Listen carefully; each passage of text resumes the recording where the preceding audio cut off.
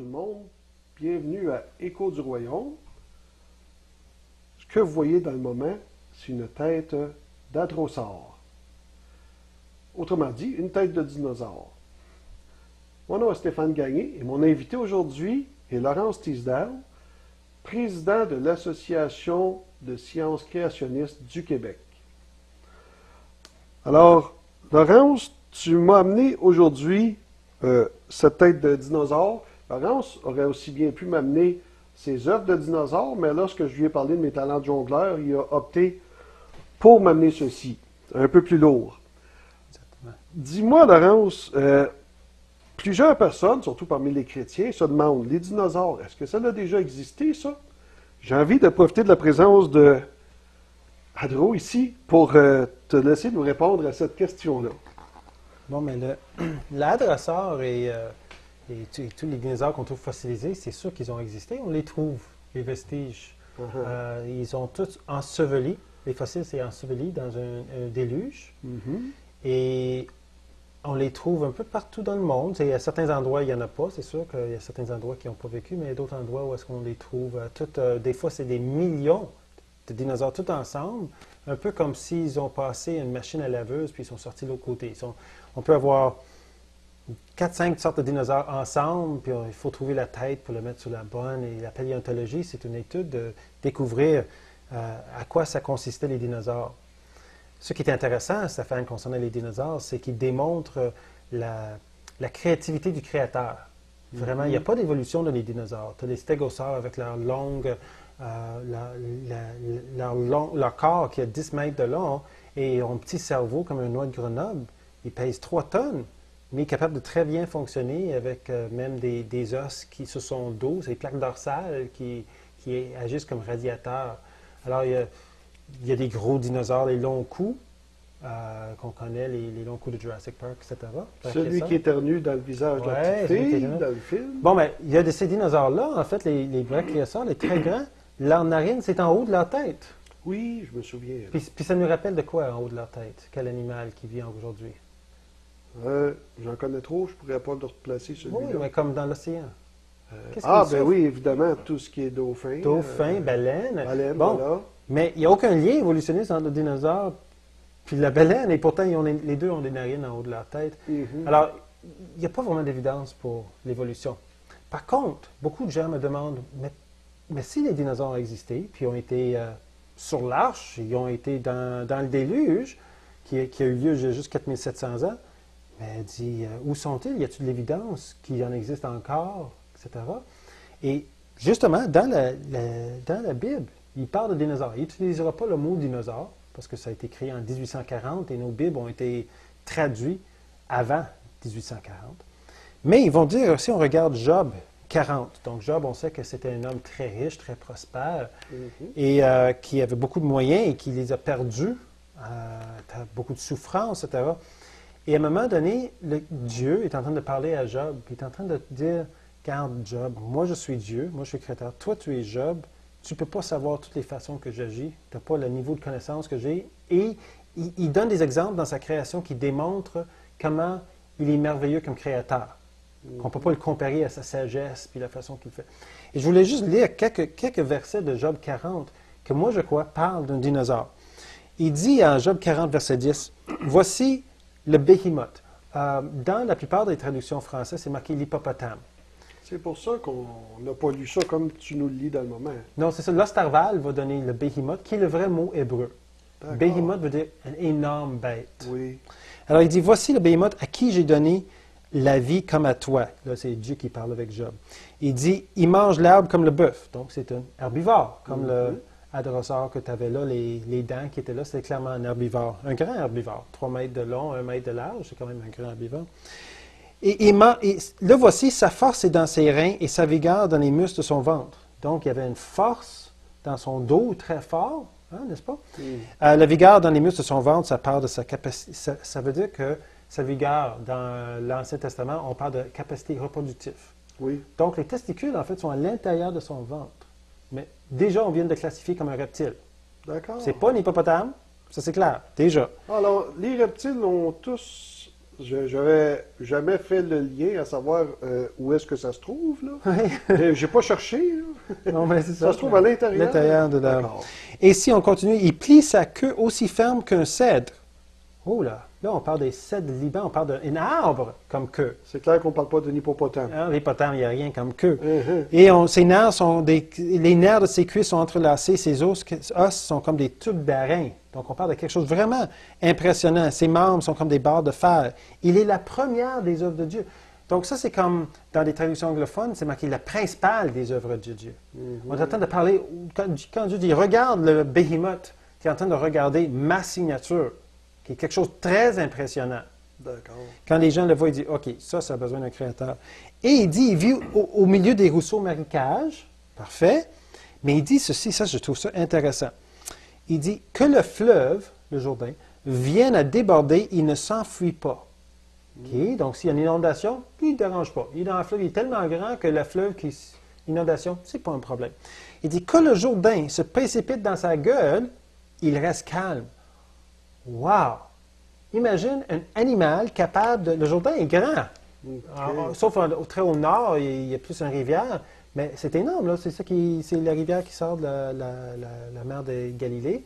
Hein? Où est-ce que Jésus marchait sur tout ça? Ça descend tout d'Israël. C'est énorme. Lui, cet animal-là, il s'assit dans le fleuve et quand il a soif, il boit la rivière. Donc, c'est pas mis hippopotame. Okay. C'est quelque chose d'énorme. Et peut-être on peut imaginer un long cou. Un dinosaure, un diplodocus. Di veut dire deux, plodoc veut dire poutre. Un animal à deux poutres. Il y avait à peu près 20 à 23 mètres de long, pesait jusqu'à 70 tonnes. Donc, on imagine si on a soif puis on a 70 tonnes, il absorbe toute la rivière. Ouais. et tu vois, ça continue avec d'autres exemples, avec le supposé crocodile qui est en fait un léviathan. Bon, ça c'est un exemple de, moi je crois, qualifié comme un dinosaure dans la Bible. Bon, puis il y en a d'autres, ici et là, à travers la Bible, que les humains ont vécu avec les dinosaures. Et moi je crois, et on peut voir sur notre site web, qu'il y a de l'évidence que les humains vivent... Il y a encore des dinosaures qui existent encore aujourd'hui. C'est des espèces très rares. Mais par exemple, celui-là, en particulier, on peut aller sur l'Internet, regarder Mokele Mbembe. Ça, c'est M-O-K-E-L-E, Mokele Mbembe. Ça, c'est un animal que les indigènes disent depuis plus que 150 ans qui existe dans les forêts équatoriales du Congo et du Cameroun. Un dinosaure à long cou. Il dessine tout pareil. Au Congo, il y a peut-être 10 mètres de long. Au Cameroun, apparemment, il y a jusqu'à 20 à 25 mètres de long. Ils savent où est sa caverne.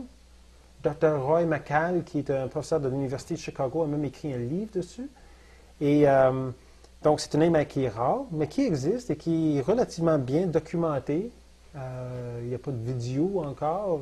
C'est nocturne et c'est pas facile d'avoir des vidéos. Mais il continue à approfondir ça. Mais les pygmies, les Indiens qui vivent dans le coin, ils vont assurer que ça existe. Puis que les parents l'ont vu, il y en a qui en ont mangé, etc. Et s'ils font le dessin, c'est exactement comme notre long cou. Donc, il y a encore des dinosaures qui vivent aujourd'hui exactement comme qu'on penserait, comme chrétiens, avec le modèle créationniste. Le déluge a eu lieu il y a même pas 5000 ans. Les dinosaures étaient sur l'arche. C'est sûr qu'il a pris les petits dinosaures. Il voulait qu'ils soient reproductifs, hein? Donc on prend les petits. Et ils ont grandi, et c'est sûr qu'avec le changement de climat après le déluge, beaucoup d'espèces ont disparu, n'ont pas pu composer avec l'avant puis l'après le déluge. Et qu'est-ce qui nous permet de penser qu'il y avait des dinosaures, même petits, dans l'arche? J'imagine que tu as des évidences qui semblent pointer. Mais là, on parle de... Tout ce que la Bible dit, c'est tout ce qui avait la respiration de vie était amené sur l'arche par Dieu. Donc, il y avait la respiration de vie. On pensait qu'il y avait, jusqu'à l'année passée, on pensait qu'il y avait 300 sortes de dinosaures. Il vient de publier un article il y a 3 mois, où ils ont découvert que certaines sortes de dinosaures ont l'air très différents dans leur adolescence que quand ils sont adultes, et on croit qu'un tiers, au moins un tiers, ont été mal catalogués, parce qu'on a trouvé des formes de la même dinosaure, mais qui étaient dans une forme immature. Et on l'a catégorisé comme si c'était quelqu'un d'autre. Alors, donc, ça réduit de beaucoup le nombre de dinosaures nécessaires sur l'arche.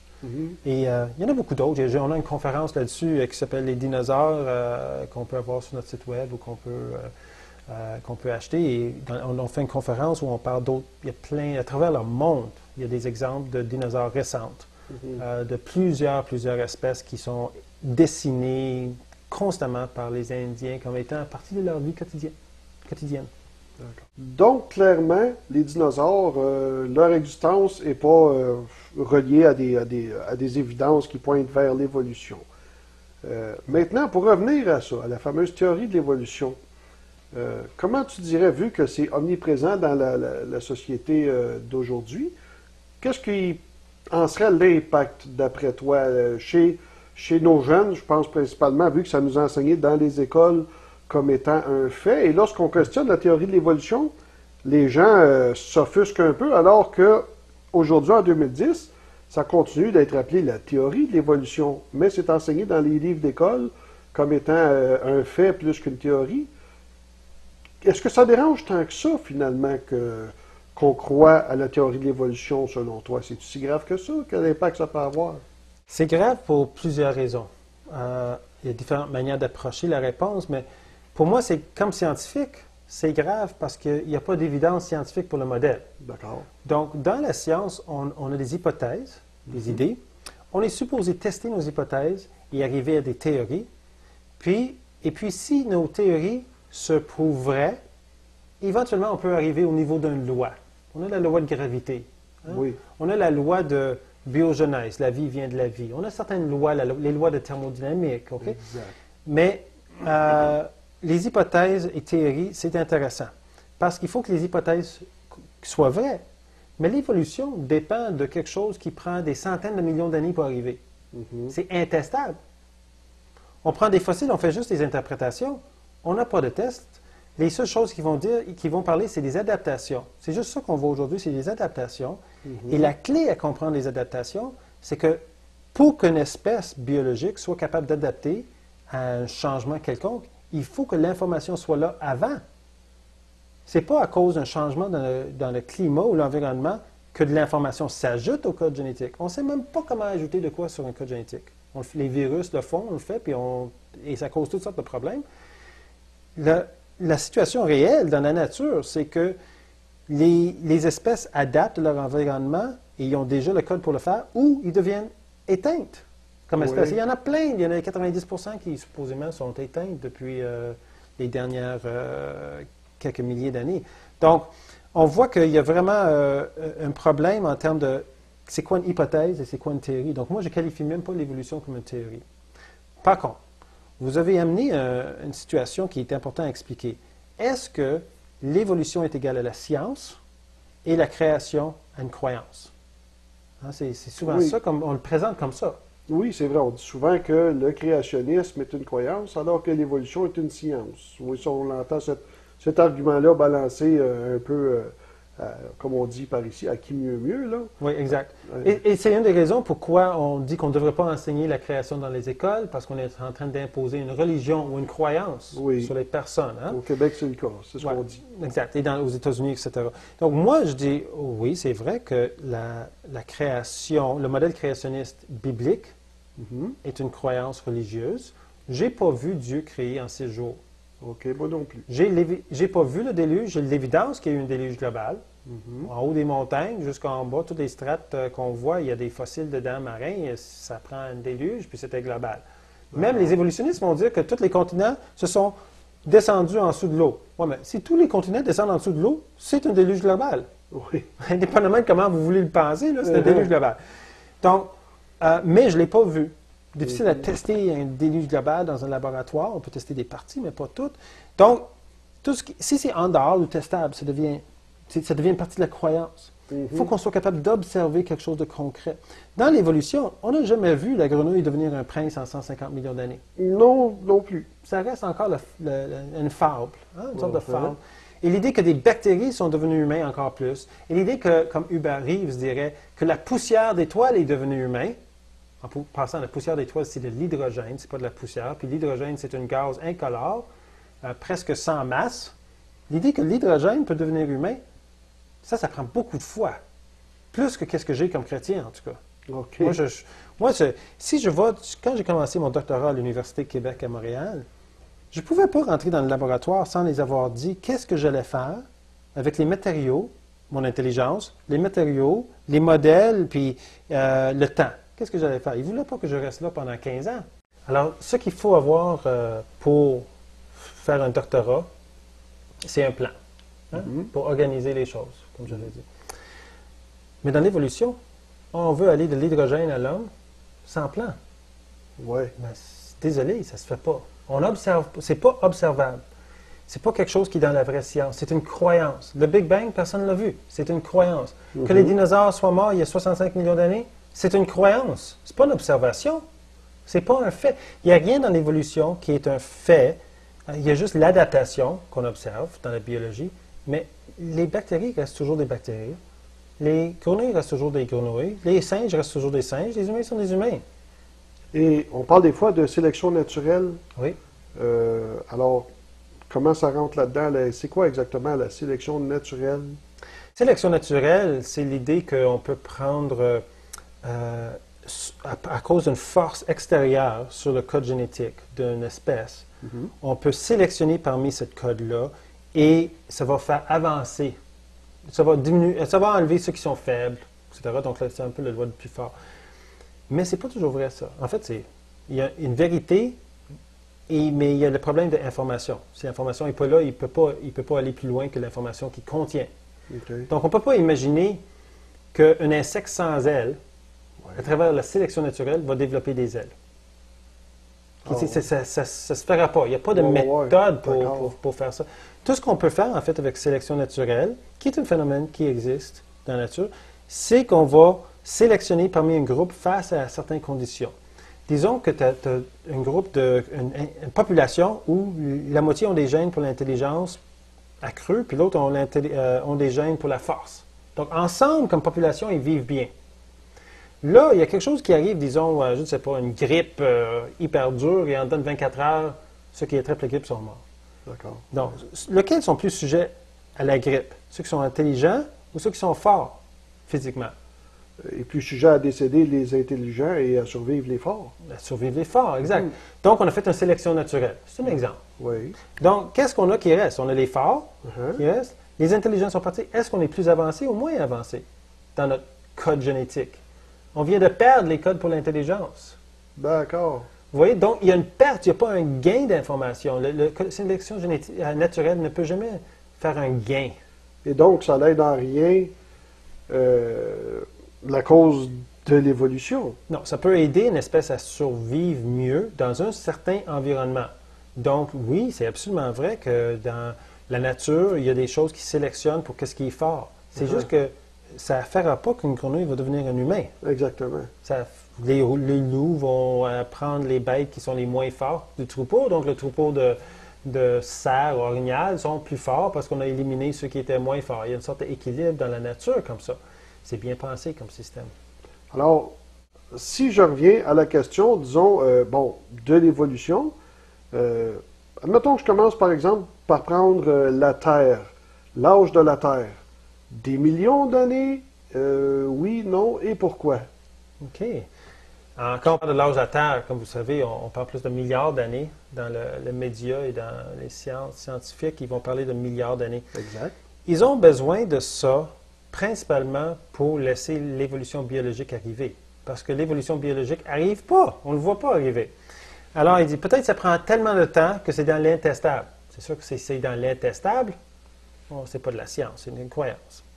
Et on est en train d'enseigner ça dans nos écoles, comme si c'était de la science, mais en fait, c'est de la croyance athée, humaniste, naturaliste. Okay. Alors, où ça concerne l'âge de la Terre, qui est très, très important dans toute cette question-là, qui a commencé juste avant les années 1800, il commençait à se questionner sur la distance des étoiles. Et en 1830, il y a eu le livre de Charles Lyell sur la géologie, qui a commencé à dire qu'il y a eu des dizaines de milliers d'années entre les strates et ça a agrandi. Il y a toujours eu des problèmes avec ça, qui a fait que ça n'a pas parti vraiment fort jusqu'à la datation radiométrique. Parce qu'en fait, jusqu'aux années 1920, il n'y a aucune manière de donner des dates qui étaient des millions d'années. Ça n'existait pas comme méthodologie. Alors, et tout ce qu'on observait autour de nous était jeune, que ce soit la pression sous la croûte terrestre, que ce soit la chaleur de notre croûte terrestre, il a l'air d'être jeune. La Lune qui recule de la Terre à 7 cm par année, eux, ils ne savent pas ça, mais nous, on sait maintenant. La Lune recule de la Terre à 4 cm par année.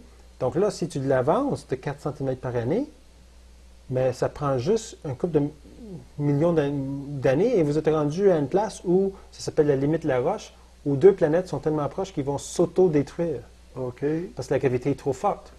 Mais là, les dinosaures sont supposés avoir disparu il y a 65 millions d'années. Moi, je suis en train de dire que quelques millions d'années et la Lune est trop proche de la Terre. D'accord. Okay?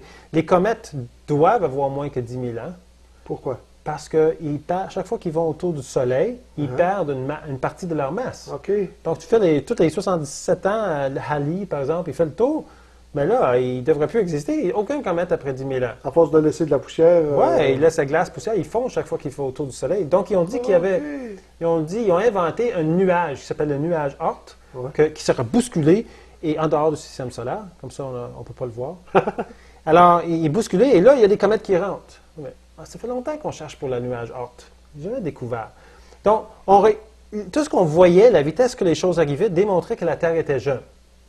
Et les évolutionnistes étaient un peu mal pris avec ça, jusqu'à dans les années 20, quand il y a eu la datation radiométrique. Ils ont dit « Ah! » Et on a trouvé la solution, un système qui est très lent et qui nous donnera des dates.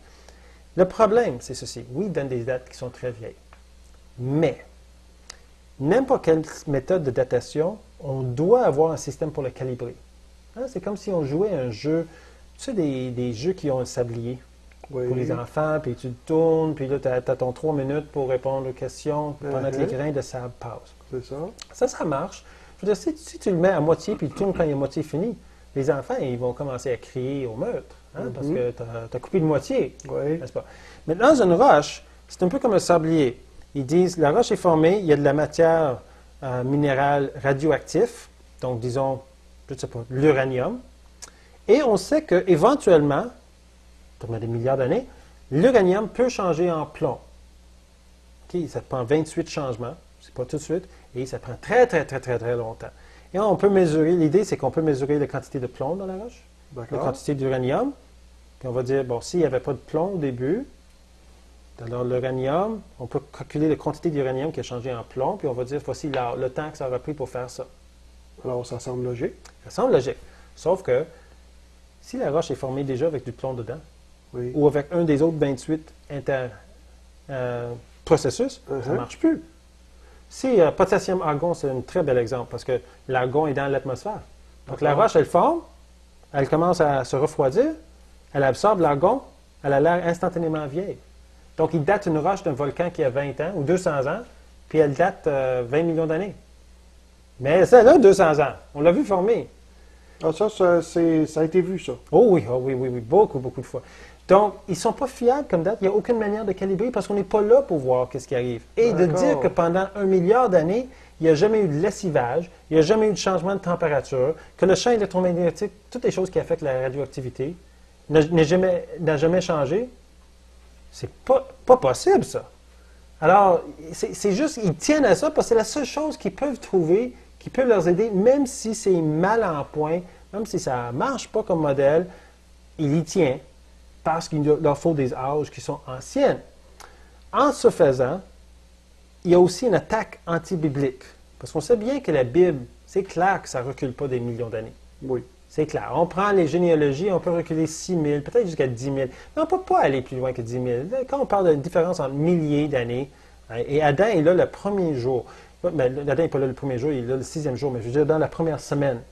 Et Jésus le confirme quand il dit en Marc 10, verset 6, « Au commencement, Dieu a créé l'homme et la femme. » Bon, le commencement, c'est le commencement. Il n'y a pas de façon d'interpréter ce mot-là. Au commencement, l'homme et la femme sont là, ils créent toute la...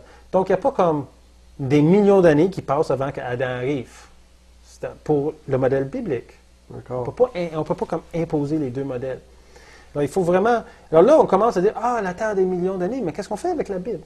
On voit que c'est clair que quand on mesure autour de nous, que ce soit les comètes, le champ électromagnétique, je pense qu'on a, une petite rubrique qui va sortir cette année. 50 raisons de croire que la Terre est jeune. Ou 46 raisons, en tout cas, 40 à 50 raisons pourquoi la Terre doit être jeune. Parce que c'est facile de trouver des raisons pourquoi la Terre est jeune. Ce qui est difficile, c'est de trouver des raisons pourquoi on croirait que la Terre est vieille. OK. Donc, c'est l'inverse de ce qu'on est en train de dire. OK. Tu as mentionné justement la pression de la croûte terrestre. Au moment où on filme, on a ce déluge de pétrole au fond du golfe du Mexique qui relâche je sais pas, des dizaines de milliers de litres par jour de pétrole là, dans la mer à l'heure actuelle. Là. Ça a le rapport justement à la pression de la croûte terrestre, le fait que le pétrole fuit comme ça et qu'on n'arrive pas à le boucher. Qu'est-ce que ça nous dit, la pression de la croûte terrestre, par rapport à l'âge de la Terre, justement? Où est le rapport? Comment que ça se... C'est que Terre, si elle avait des milliards d'années, 5 milliards d'années, dans le modèle, elle commencerait avec beaucoup de pression. Mais qu'avec le temps, comme tout système, la pression diminue avec le temps. Et là, elle n'a pas diminué du tout. Donc, il faut trouver... Tu vois, la chaleur, avant, la chaleur était un problème. Comme ça. La chaleur, parce que j'avais mentionné comment la Terre est chaude, relativement chaude, et c'est pas une boule de glace. Ouais. Et le soleil aussi. Mais ils disent, mais comment est-ce que le soleil peut être si vieil puis garder sa chaleur? Donc là, on a tombé sur le nucléaire. Donc, côté nucléaire, c'est presque à l'infini. Donc, peut-être c'est un système nucléaire à l'intérieur de la Terre au soleil. Bon, peut-être. Pour le soleil, c'est pas pire, mais pour la Terre, on ne sait pas. Mais la pression, c'est la même argumentation. Comment on fait pour garder la pression haute? Et on n'a pas d'explication. Ça ne devrait pas être si haute si la Terre est vieille. C'est ça. Elle n'est pas vieille. D'accord.